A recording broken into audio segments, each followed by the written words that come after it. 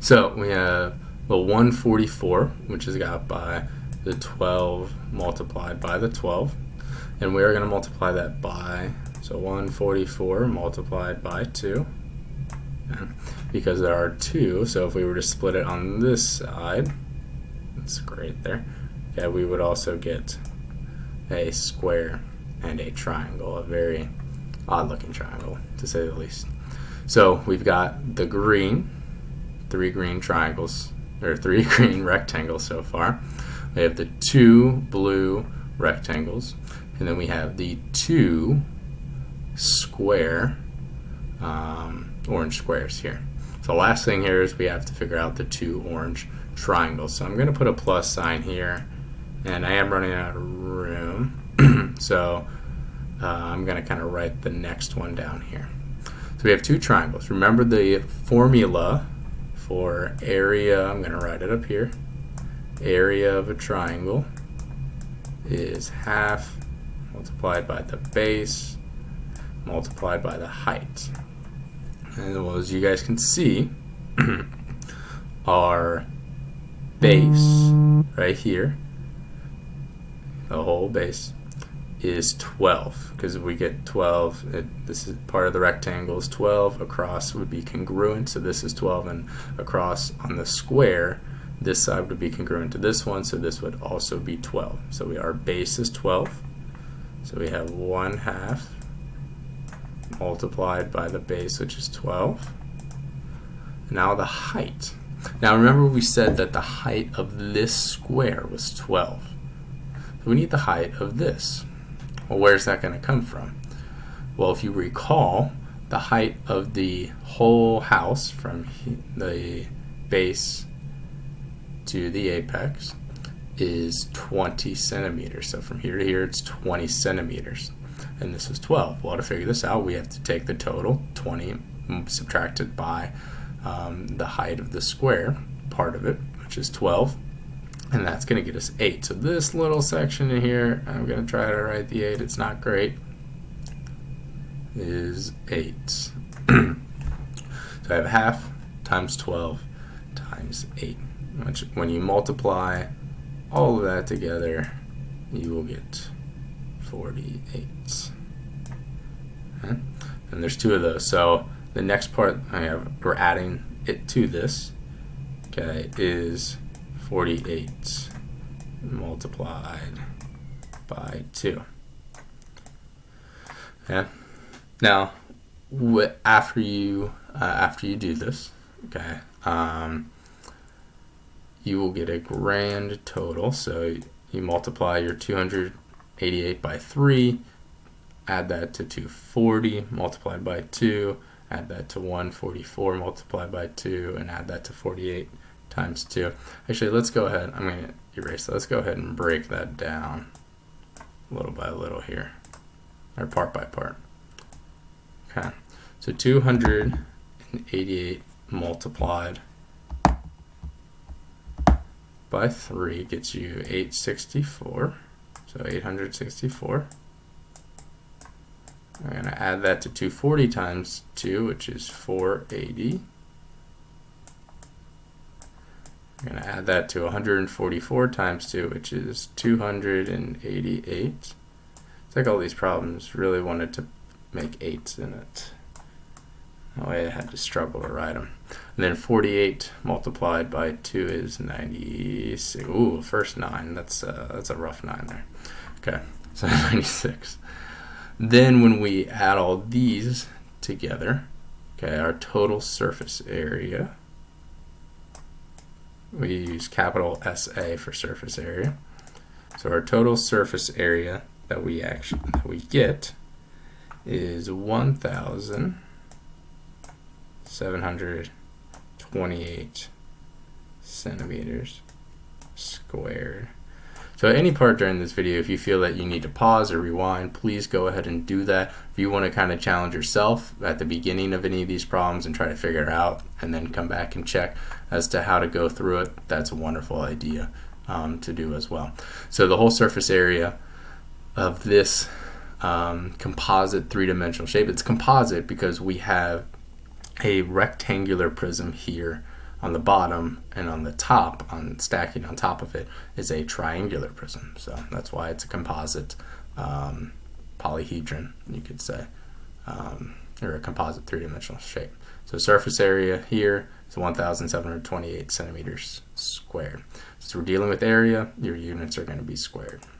All right, let's take a look at another one. So what's the surface area of the composite figure shown? So looking at this, we actually have a cube as one of our composite figures, and then a square pyramid. Okay, so a cube and a square pyramid. Might ask how we know this is a cube. Well, all sides in this cube, the length, width, and height are all the same. So that means this is going to be a cube.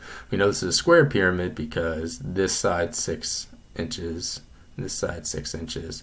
So then we know this side's congruent to the opposite side. Same thing, this side's congruent to the opposite side. Makes it 6 by 6. So we know it's a square, and then it forms a pyramid.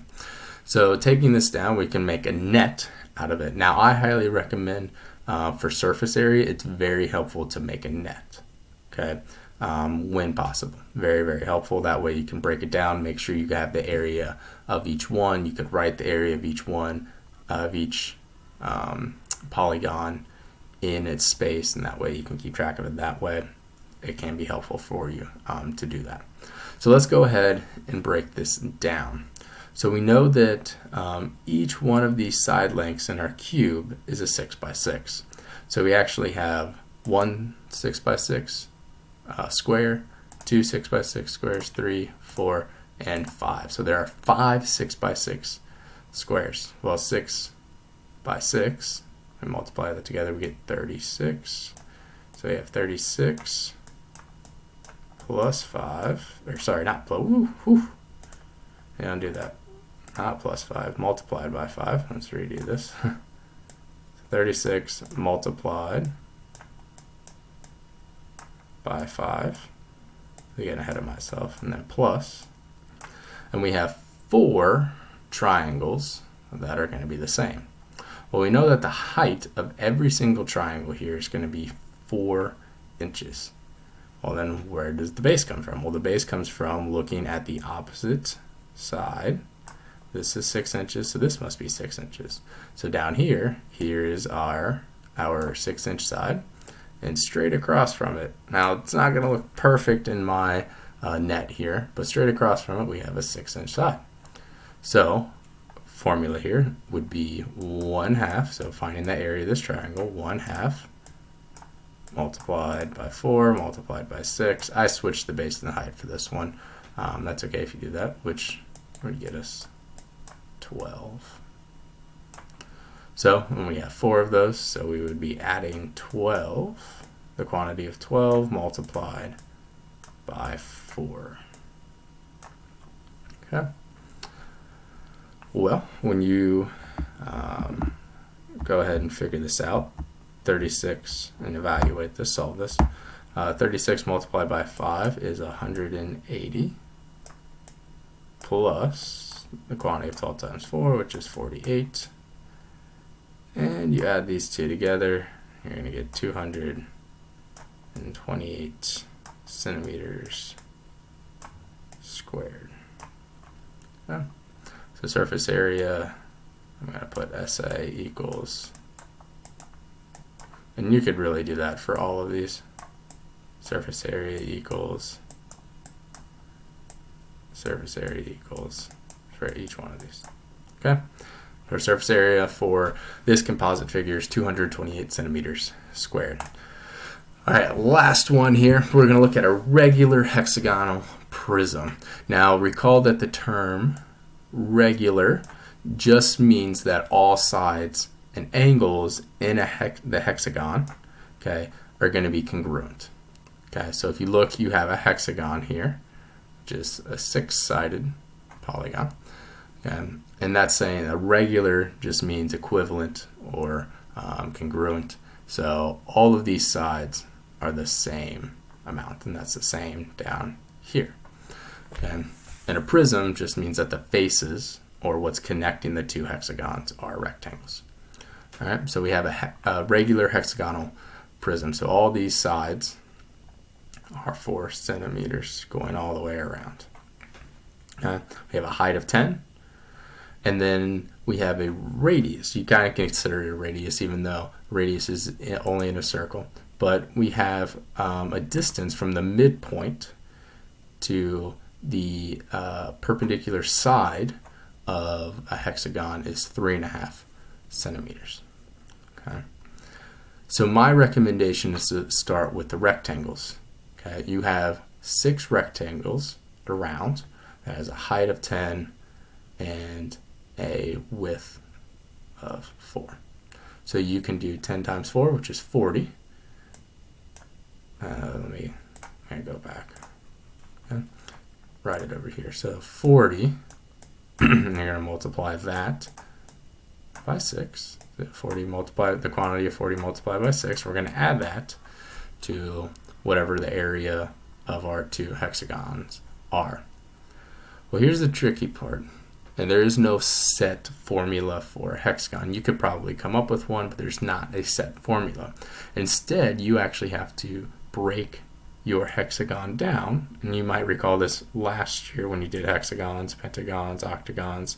But you have to break the hexagon down and deconstruct it into triangles. And each hexagon is going to have the number of triangles is going to match and equal the number of sides. So there's 6 sides in the hexagon, meaning there are 6 triangles in a hexagon. Okay.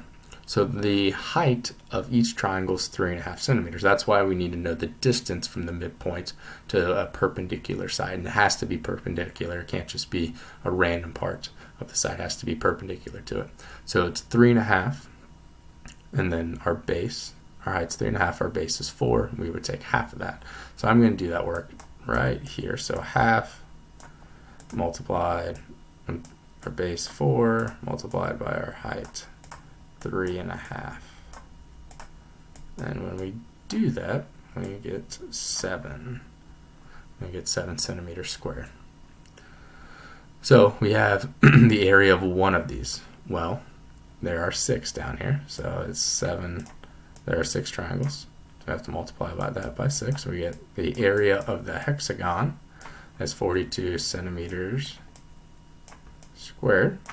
There are 2 hexagons, so we're going to have to multiply it by 2. So up here, with our surface area, we have 42 multiplied by 2.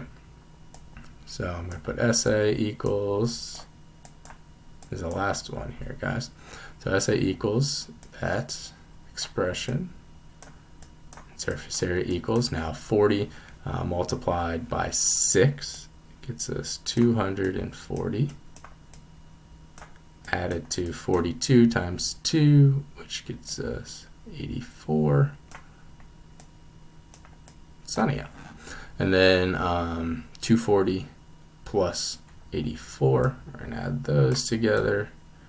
When you do that, you should get 324 centimeters squared. Now remember, it's squared because we are dealing with area. Find the area of each component. So surface area of this regular hexagonal prism, 324 centimeters squared. So thank you for watching. Feel free to go back to any of the 2 videos. I apologize for the length of these. The other ones will be shorter. Surface area takes a little bit of time and breaking down to get through. If you have any questions, feel free to email me or post here on Google Classroom. All right, good luck with the assignments. Thank you for watching. Have a great day. Or I should say, have a fantabulous day.